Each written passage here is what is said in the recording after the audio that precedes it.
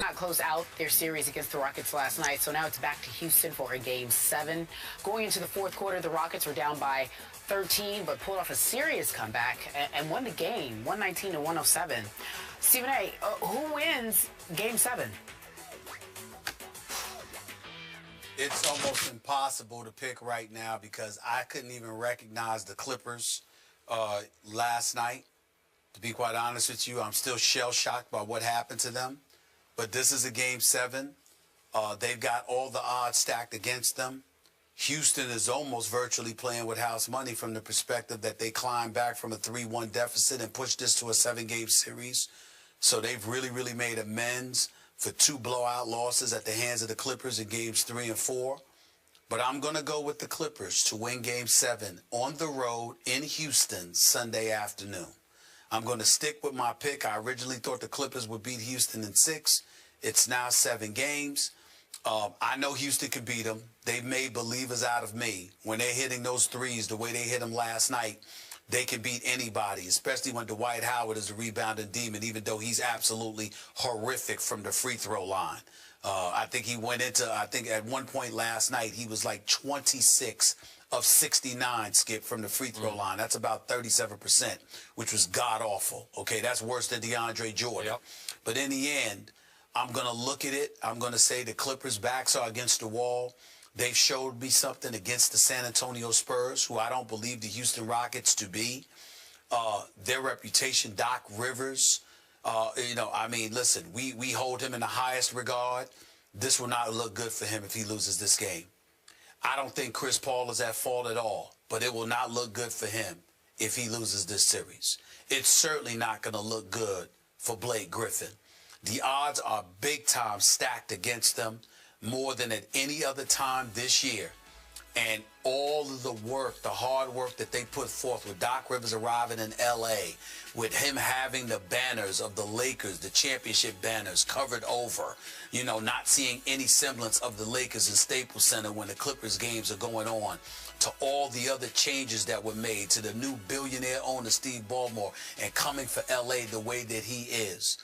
I can't even tell you how much is on the line with this particular game.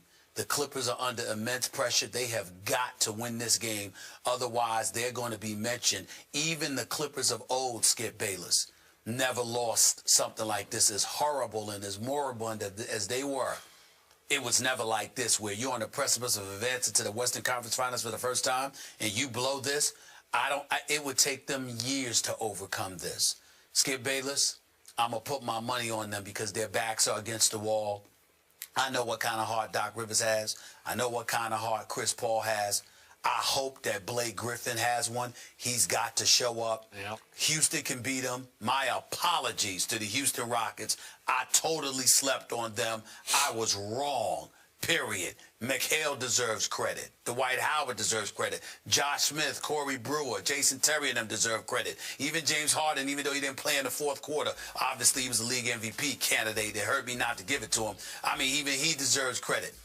But in the end, I'm going to go with the Clippers. Call it heart over mind or whatever. I just think that they have to win this game to have a decent future for years to come, rather than being looked at as the second-class citizens that they have been believed to have been all of these years. They cannot lose Game 7 on Sunday. And I'm going to pick the Clippers to win this game.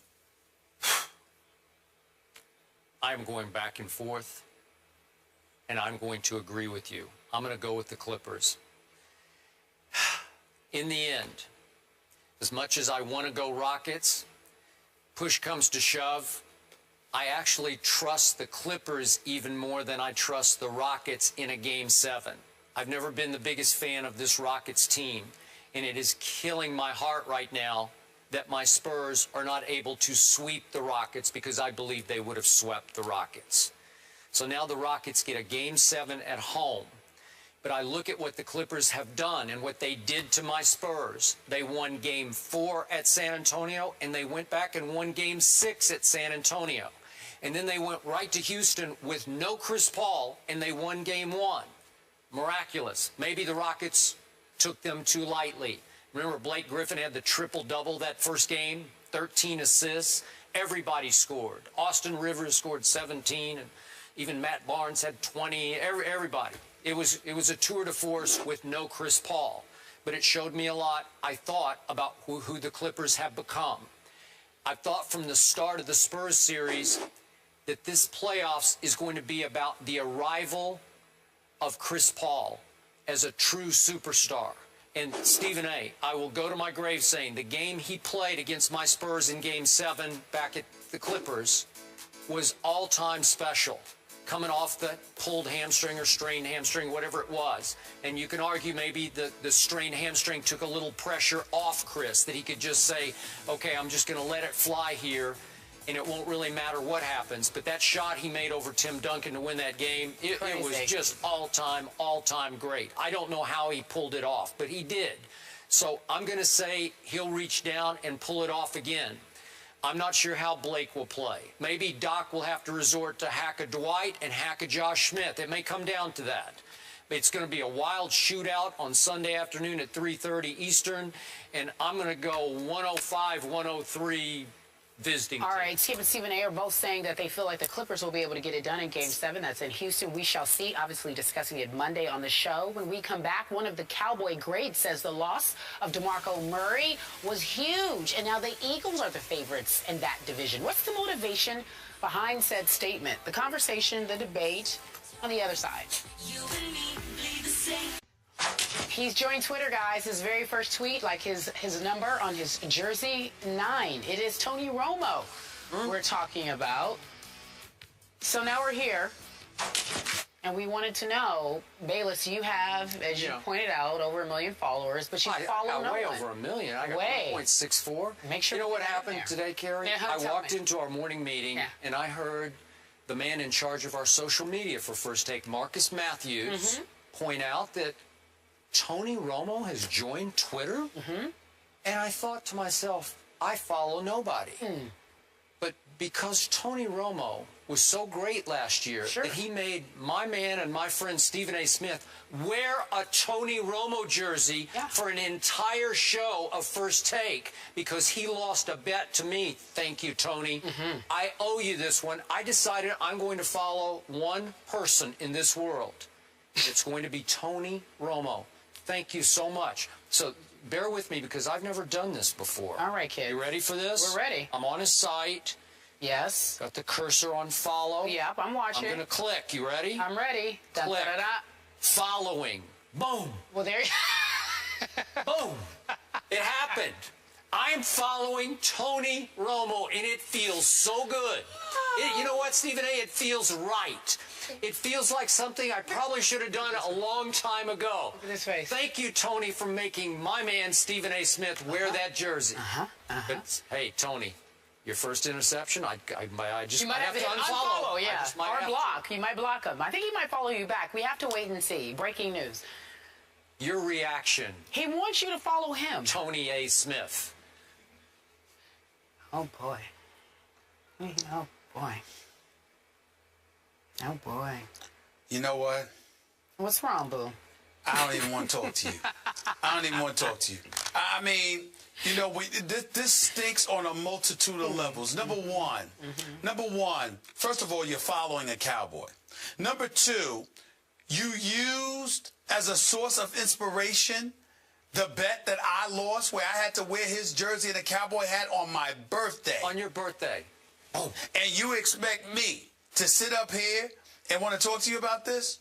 Skip Bayless, I never said this to you before. You can kick rocks. You can kick rocks, Skip Bayless. I don't want to talk to you. I don't want to talk to you. Disney. Yeah. I don't even want to talk to you right now. I mean, what a Benedict Arnold, what a Benedict Arnold you are. This might be one of the lowest blows you've ever thrown at me. This is really bad. Time out. Go ahead and follow him. I'm following one. Follow your friend.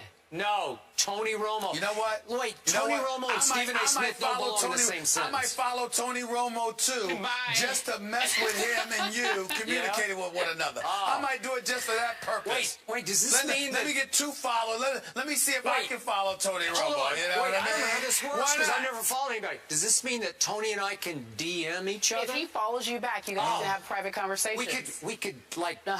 exchange private messages? Follow LeBron while you're at it. No. Apologize. Tony to Romo. him It's time for me to earlier. go. Don't put Time for me LeBron to James go. and Tony Romo in the same sentence.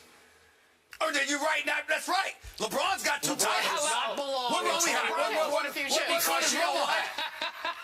Tony Romo please. was clutch at Green Bay. That was a catch. You know it, and I know it. The Cowboys should have Two been in the playoff Super Bowl. victories in They his would have career. won at Two. Seattle. You know it, and I know it. 2 playoff Good victories job, in 9 Tony. years. I'm following Pathetic. you to the death. Not close out their series against the Rockets last night, so now it's back to Houston for a Game 7. Going into the fourth quarter, the Rockets were down by 13, but pulled off a serious comeback and won the game, 119 to 107. Stephen A., who wins? Talk about what happened to them, but this is a Game 7. They've got all the odds stacked against them. Houston is almost virtually playing with house money from the perspective that they climbed back from a 3-1 deficit and pushed this to a 7-game series. So they've really made amends for 2 blowout losses at the hands of the Clippers in Games 3 and 4. But I'm going to go with the Clippers to win Game 7 on the road in Houston Sunday afternoon. I'm going to stick with my pick. I originally thought the Clippers would beat Houston in 6. It's now 7 games. I know Houston can beat them. They've made believers out of me. When they're hitting those threes the way they hit them last night, they Wins Game 7. It's almost impossible to pick right now because I couldn't even recognize the Clippers last night. To be quite honest with you, I'm still shell-shocked.